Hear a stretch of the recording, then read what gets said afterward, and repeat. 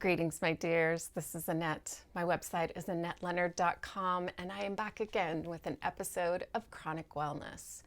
We are continuing to talk about menopause, and I just want to say here at the top, I am not a medical doctor. I am not a physician. Do not take medical advice from me. So if you have interest in the things that I'm talking about, be sure to run them by with your healthcare provider. So any one of us who is a biological female who makes it past a certain age in life will hit menopause. And if you have not taken the time to educate yourself about menopause and its effects, they're coming for you, number one.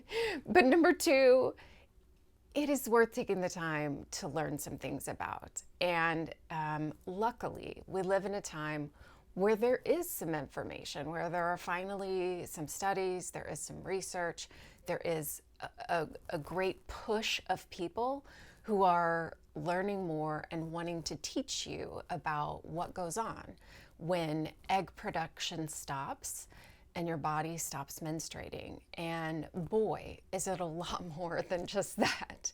Menopause affects every system in our body, and it can change things from our muscle mass to our bone density, from our cognition to our skin.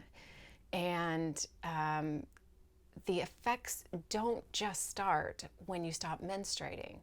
They can start years before. And what's difficult is finding providers who are trained in thinking with you about how menopause is impacting your body. Because since the studies and the growing body of work and the growing push toward learning more about menopause is pretty recent, your provider probably had less than an hour of education about menopause, if you're lucky. And so it does mean that we, the patients, might be walking into a room with more menopause education than our physician. And that is an unfortunate reality. And for me, I don't have a uterus and I do have ovaries. So the onset of menopause is a little difficult to figure out because I don't have a period to tell me, hey, this is it. You're hitting it now. So I am having to be guided by my symptoms to know what's happening in my body.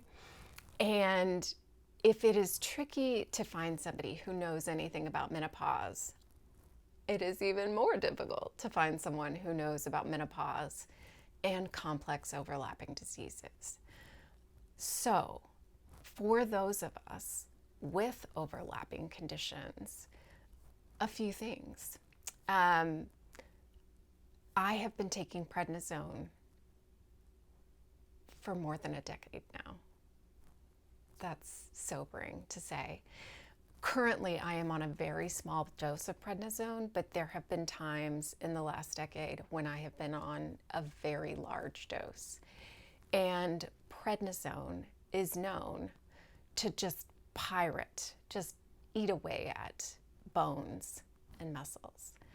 Now, your bones are something that rebuild themselves constantly. I don't know if you know this. I think it's freaking fascinating. But bones are consistently chewing themselves up and remaking themselves.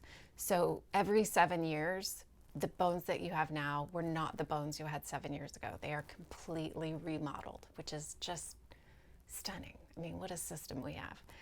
And when you are on meds like prednisone, the bones that you are remaking are less dense, less tightly structured than the bones that you used to have. And you have probably heard the word osteoporosis. Maybe you've even heard the word osteopenia. Those are conditions that often happen for women as their bones become less dense. Osteopenia becoming less dense, osteoporosis dangerously undense, and prednisone leads to that, as does menopause, losing estrogen. And so if you are already in a situation like being on prednisone, and then you hit menopause, you really should be paying attention to your bone density. If you and your doctors have not already clocked that, bring that to their attention. And then there are things like muscle loss. And if you're in a situation like me where you have post-exertional malaise, and for me, I had a muscle wasting condition, building muscle with lung disease and these coexisting conditions is real tricky. And yet, I want as good a quality of life as I can have. And so I mean to pay attention to these things.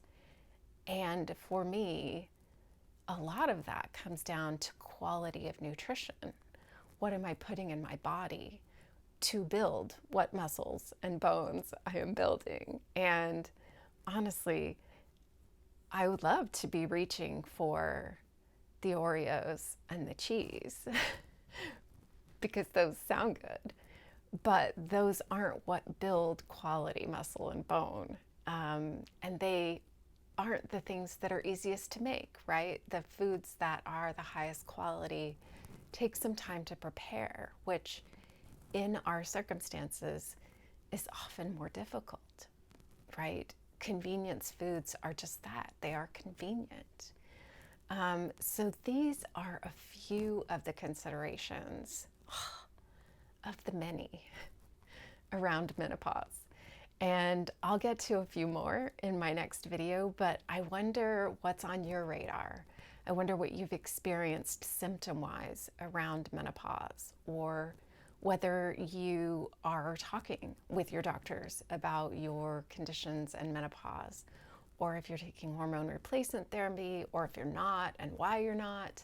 And there are some really great docs out there. I follow Mary Claire Haver, whose whole thing is called The Pause. You can find her everywhere. But there are lots of other good doctors out there and good sources of information. And if you have some to share, please share them in the comments, and find me on social to tell me what's on your mind about menopause. So we'll talk about this for at least another week. Thanks for your time and attention. As ever, I'm grateful to share a few minutes with you. And until we're together again, be well.